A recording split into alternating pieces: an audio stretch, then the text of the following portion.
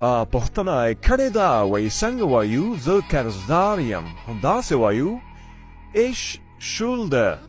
ich schulde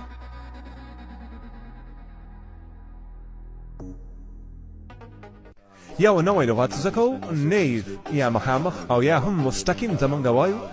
geradeaus geradeaus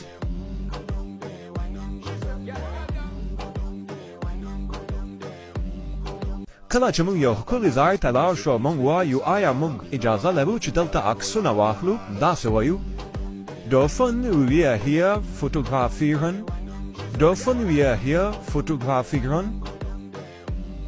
کله چې چاته وایو وروسته به سره ګورو تاسو مسؤل په یاستئ ورته وایي وروسته به سره ګورو داسې وایو bis später bis später